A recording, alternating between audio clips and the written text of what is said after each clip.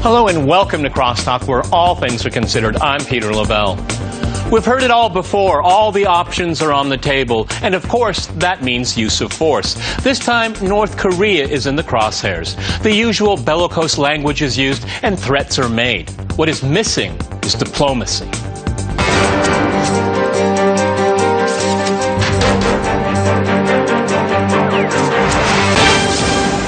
Cross-talking North Korea, I'm joined by my guest James Bradley in New York. He is a New York Times #1 best-selling author. His latest book is The China Mirage. In London, we have Ken O'Keefe. He is a political analyst and ex-U.S. Marine who renounced U.S. citizenship. And here in Moscow, we cross to Mohammad Marandi. He is an associate professor at the University of Tehran. All right, gentlemen, crosstalk rules in effect. That means you can jump in anytime you want, and I always appreciate it. James, let me go to you first in New York.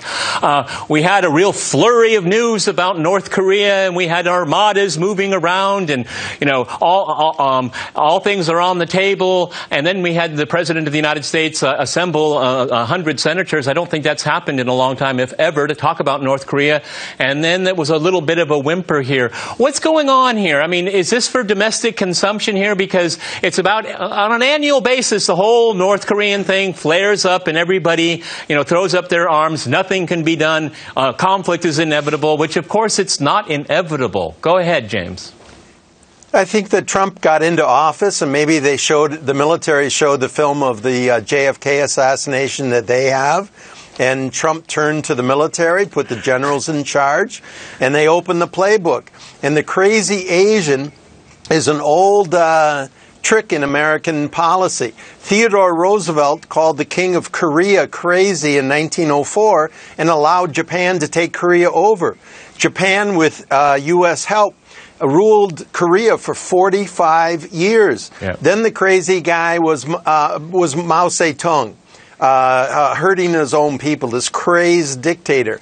So the crazy Asian motif works well in America.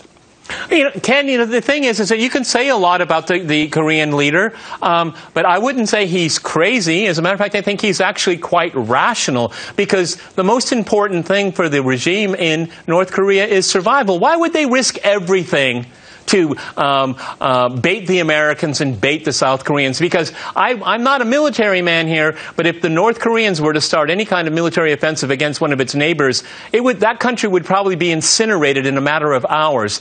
They're not going there, but if you read Western media, it looks like we're dealing with a lunatic state, just as James pointed out. Go ahead, Ken. Well, I really believe this is more smoke and mirrors than anything else, and I think the timing couldn't be more obvious.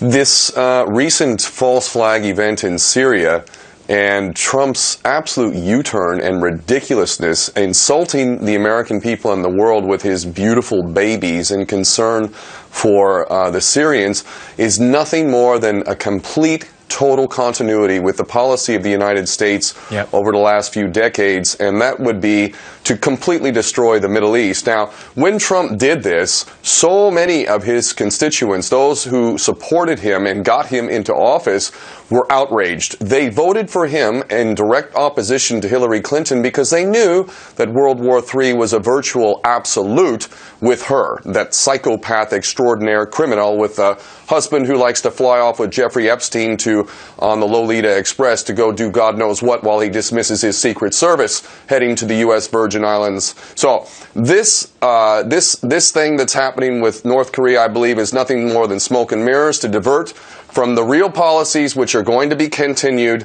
because Donald Trump is owned by the very same interests that own the U.S. Congress, and the policies are to continue to destroy the Middle East. Right. I do believe that they're going to head into Syria and go ahead and bring in U.S. troops, and a lot of those U.S. troops who saw what happened with Syria in the last couple of weeks came out and made some amazing YouTube videos and said, "What the hell are you doing, Donald Trump?" So for me, and aside from that, the United States never fights anybody who can fight back. True. We're cowards. We don't pick on people who can fight back. You know, Mohammed, it's very interesting. There's a lot of real dots to connect here, not like in Western media where it's fake dots and fake news, okay? But you have Donald Trump sitting next to the Chinese leader, eating chocolate cake, apparently, and he orders this attack on Syria with no evidence whatsoever, at least not presented to the public. And a lot of members of the intelligence community that are former members of the CIA and other agencies have written quite publicly that this is a false flag. And then, you know, you do this in front of the Chinese leader, then you start this bluster with North Korea. But I think, you know, my last dot to connect to all of this, I think this is the whole Korea story is actually the story about the country you come from, Iran. Well, I agree that there are a lot of smoke and mirrors involved here. Trump obviously needed to get the mainstream media and the political establishment off his back, and the missile strikes against Syria did that, at least for a short term. I don't think he's going to get rid of them at all. And obviously, for anyone who has been pursuing what's going on in Syria, it's clear that the Syrian government didn't carry out the attack. The media in the West keeps saying the Syrian government attacked just to make people believe, but they have no evidence of the Syrian government being involved. There's no reason for them to be involved. They're winning the war. But in Korea, I think the attack on Syria does have something to do with Korea, in the sense that perhaps the U.S. government wants to gain concessions from China. Right. But I think that the United States is making a mistake, just as it did in Syria, because it antagonized Russia, brought Russia and Iran closer to each other. It antagonized China in a way because it was humiliating for the Chinese president to be sitting there when the attack took place. And I think in Korea, there also, of course, it was good for Trump himself in U.S. politics, at least in the short term. It made him look strong and presidential, you know, killing people. That's how it is in the United States. But in Korea, I think this is another mistake, because at the end of the day, either the United States has to attack Korea, right, and if it does, it will be they'll pay a heavy price. This is not Iraq that was under sanctions for a decade. This is a powerful country, or it will back down. And if they do, then it shows that the United States isn't as powerful as it seems to or presents itself. And so, and therefore, the next time the United States makes a threat against another country, it won't be that effective. With regards to Iran, Iran is far more powerful than Korea. It has a much larger population. It has allies across the region, in Iraq, in Syria, in the Arabian Peninsula, in Afghanistan. Iran is a powerful country that the United States will have to deal with respect in future. I don't think that there's any chance for the United States to carry out any sort of military operation against Iran. So we'll see what happens in Korea, but I think that it's basically a lose-lose situation for the United States. Yeah, but for rationally speaking, I mean, if you really want to solve this problem in North Korea, if I can go to James in New York here, I know this is people are not going to accept this, but you know, the North Koreans want to sit down to end the war because there's only an armistice. The war has never been ended. They want recognition. They want security assurances, and they want it from the United States. And they would like to see 23,500 American troops leave the peninsula. That is destabilizing for the peninsula. It doesn't give it stability. It continues this military element. And why do we have to have, on a yearly basis, these massive military maneuvers that threaten the country of North Korea? I mean, sit down and talk. But no, there are always preconditions. That's why this problem persists. Go ahead, James. I agree with you completely. The last U.S. South Korea drill was called decapitation. Wow. So I wonder if you're North Korean, if you would worry about that. And, you know, it's just nonsense what the press is reporting. To prepare for this, I did something I don't like to do. I bought the New York Times. And the headline here is, After North Korean artillery drills, defense system takes shape in South. In other words, after the madman did something, the U.S. came in to defend South Korea with the THAAD missile system. Right. This is ridiculous. We've been planning this for years. And then paragraph, the mad Korean dictator. And then, oh my God, you almost get to the end of the article and you read that thousands of South Koreans are out in the streets protesting. What are they protesting? They're not protesting the madman in North Korea. They're protesting the madmen in America who are installing a missile system that is roiling the waters. This is where the article should start. So, the American public doesn't see that we're throwing rocks, breaking the windows, and we only put the camera up when the old man comes out and shakes his fist at the front door. But the Americans don't see these exercises, the decapitation, the simulation of bombing of North Korea. I would hold on to my nukes and be afraid of the United States if I was a North Korean. Can address that, and that's the logic here. The more you threaten this country, the more it is going to be defensive. I mean, that's human nature. That's on a human-to-human level, but not just country to country on a global stage. I mean, if I were South Korea, I would make sure I would have as many defensive capabilities as I could to deter aggression. Go ahead. Well, if Iraq taught the world anything, it is, and Libya for that matter, giving up its nuclear program, the world has been taught, if you want to avoid the empire's wrath, make sure you arm yourself to the teeth, because disarming yourself is not going to serve any protection at all. Let's also get in, here's where North Korea and Syria and the Middle East, all of it ties in. There is a very big misunderstanding amongst the people of the world who don't have psychopathic, sociopathic qualities. See, for those of us who have any level of humanity, we don't want war.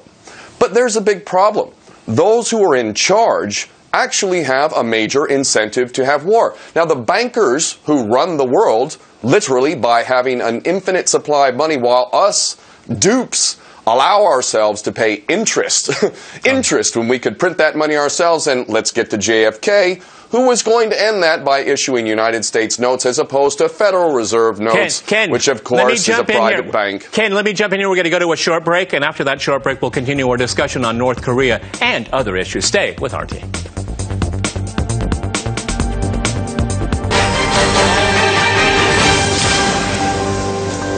Welcome back to Crosstalk, where all things are considered. I'm Peter LaBelle. To remind you, we're discussing North Korea and other issues around the world.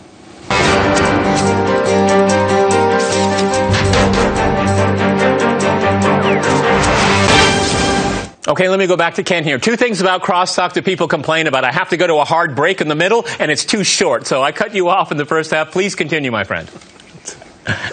You know, what I'm going to say now, I want to make clear, is motivated by a deep love of this beautiful planet and all humanity. And while many of my brothers and sisters in the human family are acting in a completely unacceptable way, what I'm saying is based on love. There is no grudge. I simply want what's best so that we can hand this world over in a better state than we have it now. We are continuing to flirt with a third world war. It seemed that people in World War II realized, especially with Hiroshima and Nagasaki, that we could not do this a third time. But apparently we've been cast under another spell and seem to forget that we do have the capacity to destroy this planet.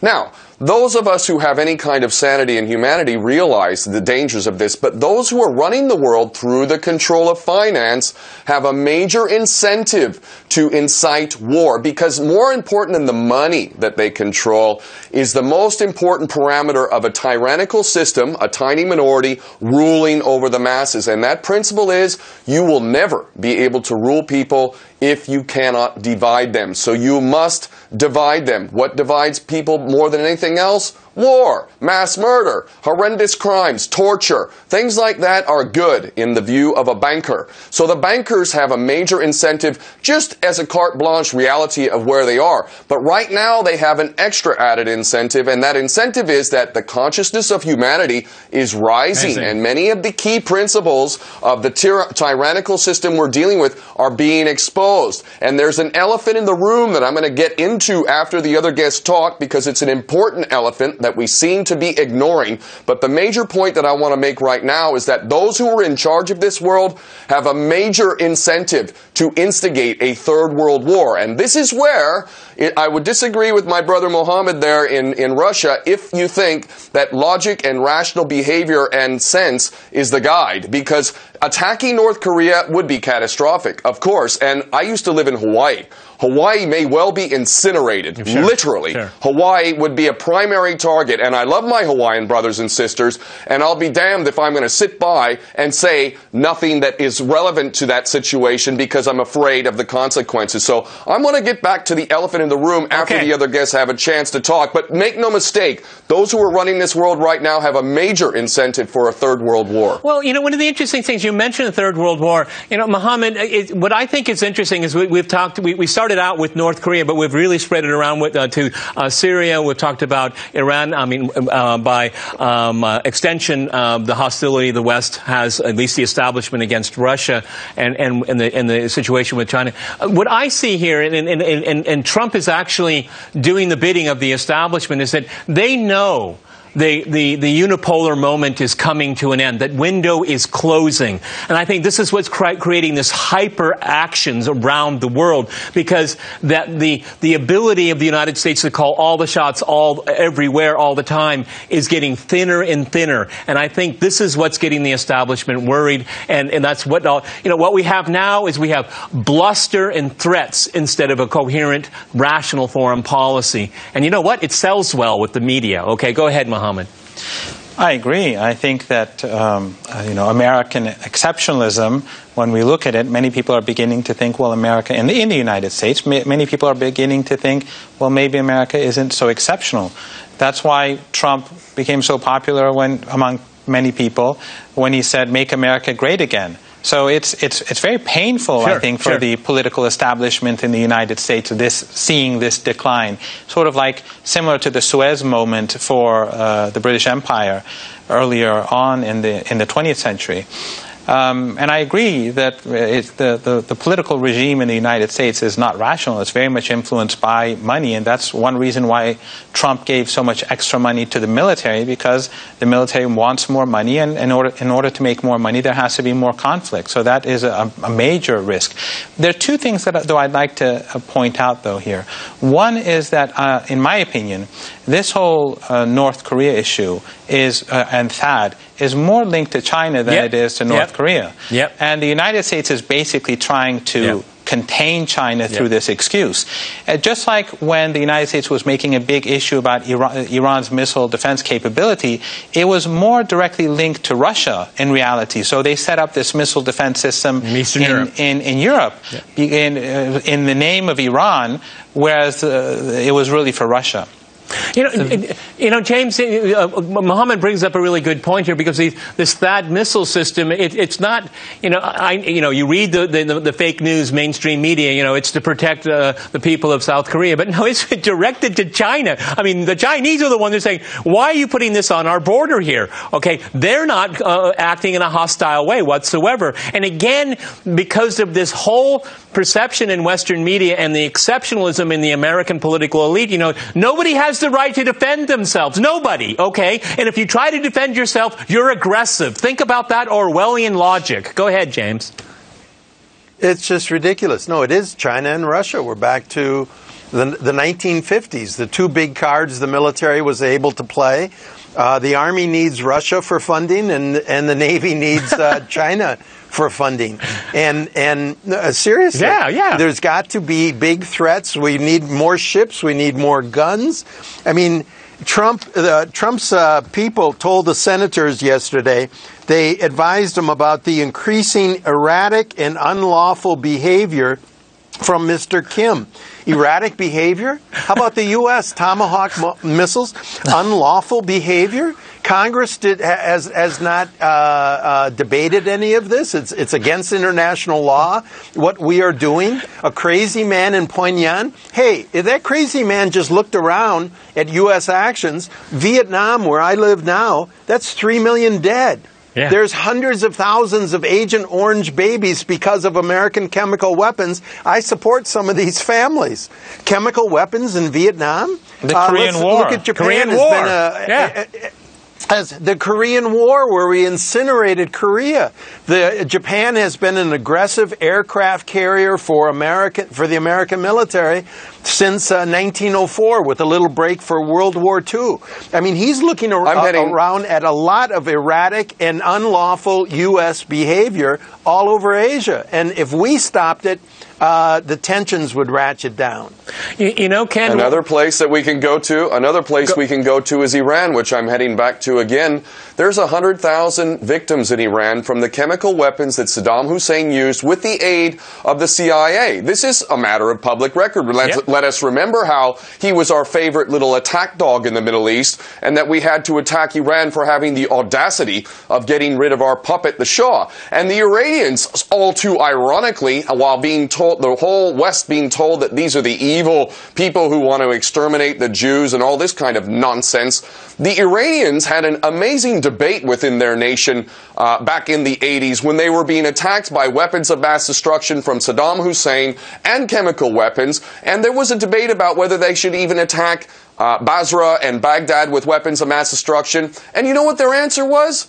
No, we can't, because we're a God-fearing nation and it would be immoral and God would not approve. So this is yet another example, 100,000 victims of chemical weapons in Iran. So yeah, America's moral authority hasn't existed for decades. And I have been shocked that even back in 2003 that people were talking about weapons of mass destruction in Iraq. Excuse me, the United States is the biggest producer, distributor, and user of weapons of mass destruction, and it's going to be the moral authority to talk about who can and can't have them? It was absurd then. It's even more absurd now. You know, Mohammed, one of the greatest compliments I've ever been given about this program and guests like yourself is that it was two things. It's very fact-driven, and the fact that I always, and for me, it's a part of my core element, is I always refer back to international law because that is what should be applied to everyone. And international law is not exceptional. That's why we have it. We have a fair playing field here. James was talking about, you know, the lack of the institution of international law. The United States attacking Syria, countless number of attacks around the world outside international law, but no one in mainstream media ever mentions that fact. That is so important to understand that international law is the only thing that we have keeping us from going to the Third World War. Go ahead, Mohammed. Yes, and that's despite the fact that international law is rigged in favor of the United States. The world body is the UN. The 5 seats out of the 5 permanent members, 3 of them are a part of NATO. So, but despite all the fact that the laws work to their benefit, they don't even tolerate that anymore, especially after the collapse of the Soviet Union and the Iraq War and Afghanistan and so on.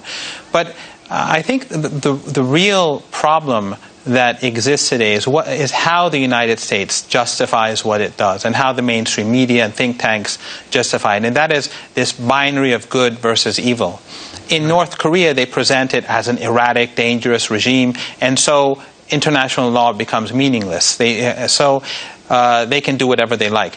In reality, though, and I know many people would not like this when I say it, but in reality, Obama is more evil than the Korean regime, because he's killed many more people through drone strikes, through supporting Saudi Arabia, through destroying Syria, Libya, creating mass starvation in Yemen, one of the unique crimes of contemporary history. And we have silence in the mainstream media. We have silence in think tanks.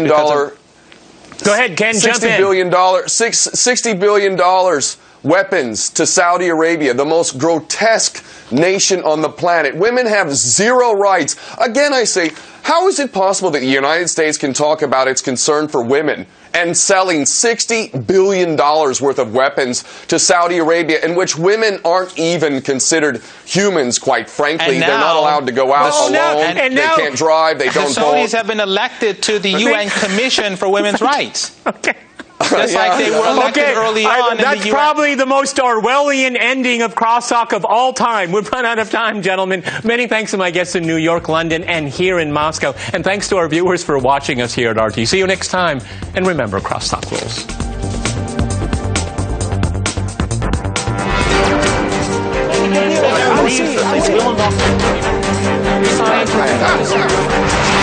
I love it.